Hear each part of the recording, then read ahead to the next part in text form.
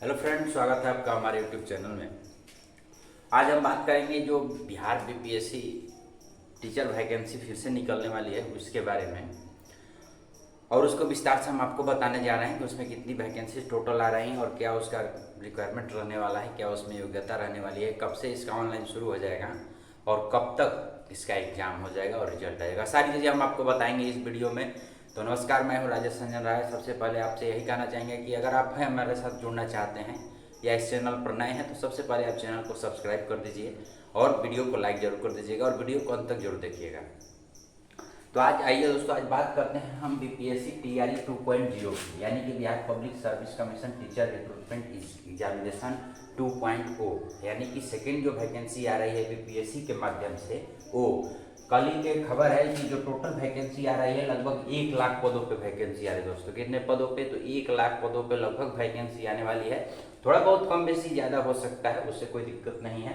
और सबसे बड़ी बात यह है कि ये जो वैकेंसी आने वाली है, ये वैकेंसी जो है इसमें 6 9 10 और 11 12 की है, यानी जो बच्चे बीएड 1 to 5 से बाहर होने जा रहे हैं या बाहर हो चुके हैं उनके लिए एक बहुत ही अच्छी खबर आने वाली है दोस्तों।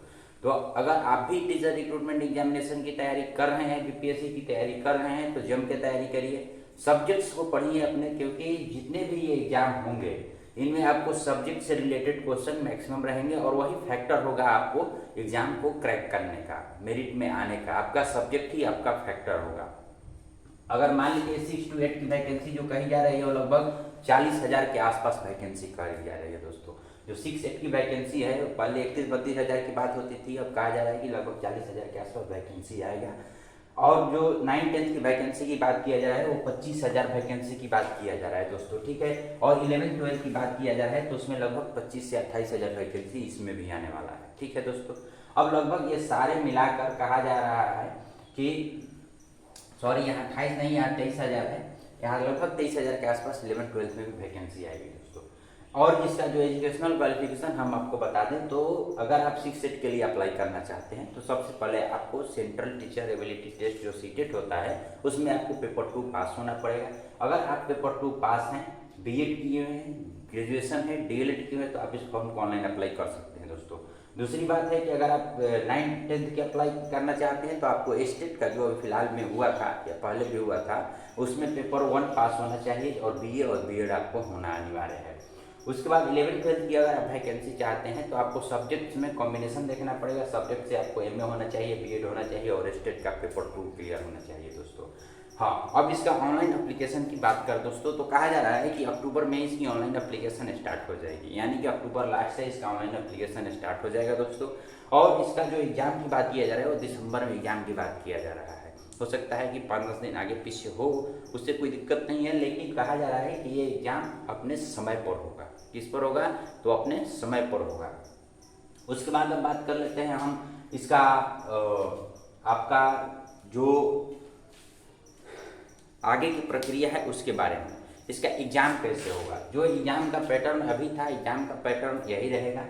6 to 8 के लिए आपको चाहे 9-10 हो चाहे 11-12 हो, इसमें आपको सब्जेक्ट यानी कि जैसे मान लीजिए आप हिस्ट्री हैं, एसएसटी हैं, सॉरी 6 to 8 में सोशल साइंस से हैं तो आपको सोशल साइंस, सोशल स्टडीज़ को पढ़ना पड़ेगा, क्योंकि उस 80 नंबर के क्वेश्चन आएंगे, ठीक है। और बाकी 40 नंबर में आपको जनरल नॉलेज और जनरल साइंस रहेंगे।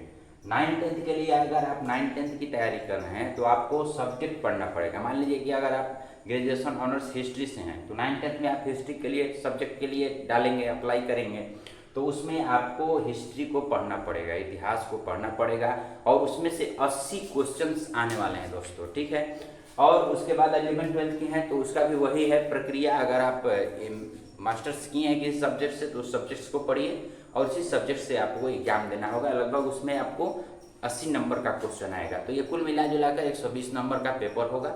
100 नंबर का भाषा का पेपर होगा, जैसा कि आप सभी जानते हैं, हिंदी और इंग्लिश उसमें रहेगा। और इसमें जो रहेगा सब्जेक्ट रहेगा। उसके बाद आपको जनरल साइंस सिलेबस पहले ही जारी हो चुका है, नियमावली के साथ ही, नियमावली के बाद ही सिलेबस जारी हो चुका था। इसके बाद फिर से सिलेबस जारी होगा, इसका कोई दिक्कत नहीं है। फिर से नोटिफिकेशन में सिलेबस आएगा ही, जैसे ही नोटिफिकेशन आएगा हम आप तक पहले लेकर आने का प्रयास करेंगे, क्योंकि हम वही बातें बताते हैं जो फैक्ट्स निकल कर आते हैं। बहुत सारी चीज़ें बहुत सारी चलती हैं, लेकिन खैर उससे कोई मतलब नहीं है। अगर आपको जानकारी अच्छी लगी हो तो वीडियो को लाइक कर दीजिएगा। मिलते हैं किसी नए वीडियो में, तब तक के लिए नमस्कार।